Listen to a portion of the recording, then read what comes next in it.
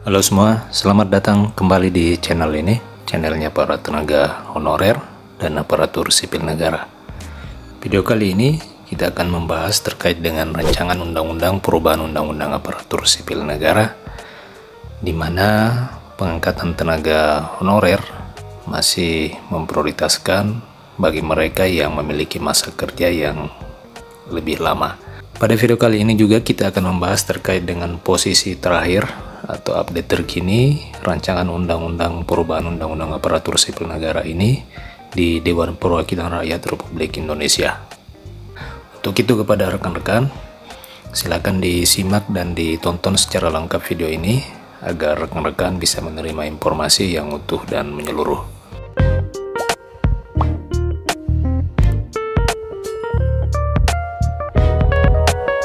Rekan-rekan sekalian, pengangkatan honorer saat ini menjadi isu atas rencana penghapusan yang akan dilakukan. Setidaknya, rencana penghapusan ini membuat para honorer kini merasa was-was akan nasibnya di tahun 2023 ini. Dalam rancangannya, pemerintah akan melakukan penghapusan sekaligus memberikan peluang bagi para tenaga honorer yang ada di Indonesia. Terlebih lagi, yang masa kerjanya telah lama sangat berharap bisa diangkat menjadi pegawai negeri sipil. Rekan-rekan sekalian, dalam rancangan undang-undang aparatur sipil negara, tenaga honorer yang bisa diangkat jadi PNS, namun ada beberapa syarat yang harus dipenuhi, salah satunya yaitu terkait dengan masa kerja yang telah mereka lalui. Rancangan Undang-Undang Aparatur Sipil Negara tahun 2023 tersebut menjelaskan bahwa tenaga honorer dengan masa kerja paling lama menjadi bahan pertimbangan atas status kepegawaiannya, sehingga berpeluang untuk diangkat menjadi pegawai negeri sipil.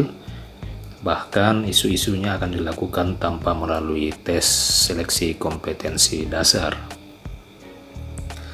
Adapun rencana pengangkatan tenaga honorer ini memiliki tujuan khusus, yakni tidak hanya bagi kalangan honorer saja, akan tetapi pegawai kontrak pun diberlakukan hal kebijakan tersebut. Di dalam rancangan Undang-Undang Aparatur Sipil Negara yang terhitung sejak 1 Januari 2023, di dalamnya mengatur tentang pegawai kontrak dan tenaga honorer untuk diangkat PNS tanpa melalui tes, atau hanya melalui proses validasi dan kelengkapan serta keabsahan surat keputusan pengangkatan. Pengangkatan menjadi PNS secara langsung ini tanpa tes diperuntukkan hanya kepada honorer yang memenuhi syarat.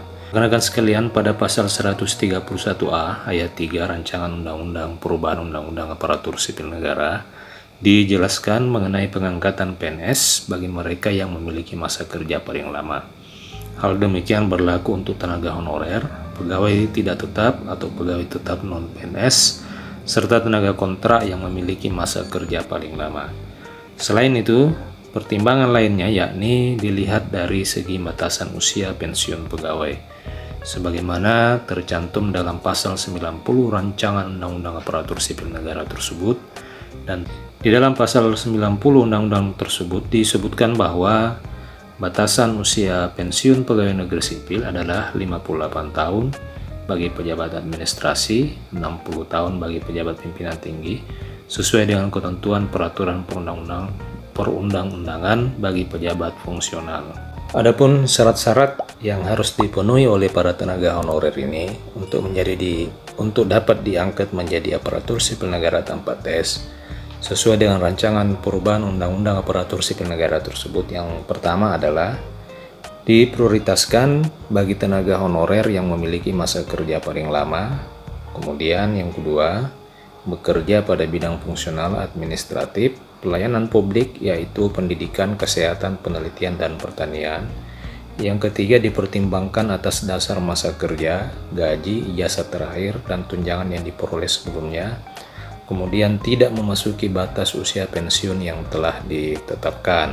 Rekan-rekan sekalian, yang kelima adalah seleksi administrasi berupa verifikasi dan validasi data surat keputusan pengangkatan harus telah dipenuhi oleh para tenaga honorer. Syarat-syarat tersebut telah ditetapkan dan diatur dalam Rancangan Undang-Undang Aparatur Sipil Negara di pasal 131A, bahwa tenaga honorer, pegawai tidak tetap, serta pegawai tetap non-PNS dan tenaga kontrak akan diangkat menjadi ASN tanpa tes, namun dengan memenuhi syarat yang sudah ditentukan. Nah, rekan-rekan sekalian, sekedar diketahui bersama bahwa Rancangan Undang-Undang Perubahan Undang-Undang Aparatur Sipil Negara ini merupakan dokumen usulan dari Dewan Perwakilan Rakyat Republik Indonesia yang saat ini telah dimasukkan dalam dokumen prioritas dalam program legislasi nasional untuk dibahas, dan setidaknya terdapat sekitar 36 rancangan undang-undang prioritas yang saat ini dokumennya telah berada dan dibahas di Dewan Perwakilan Rakyat Republik Indonesia, sebagaimana kita lihat di situs resmi Dewan Perwakilan Rakyat Republik Indonesia. Di sini di poin 2, jadi rancangan undang-undang perubahan undang-undang aparatur sipil negara ini menjadi atau menduduki prioritas kedua untuk dibahas di Dewan Perwakilan Rakyat Republik Indonesia. Jadi rekan-rekan di sini bisa lihat untuk rancangan undang-undang perubahan undang-undang aparatur sipil negara ini merupakan usulan dari Dewan Perwakilan Rakyat atau usulan dari DPR, ya. Kemudian untuk posisi di sini sudah nampak posisinya untuk kode seperti ini, itu artinya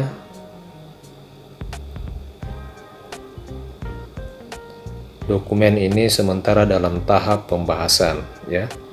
Jadi rancangan undang-undang perubahan undang-undang aparatur sipil negara ini posisinya masih berada dalam tahap pembahasan sesuai dengan apa yang diinformasikan di website resmi Dewan Perwakilan Rakyat Republik Indonesia, khususnya terkait dengan dokumen-dokumen rancangan undang-undang yang menjadi skala prioritas untuk dibahas di tahun ini.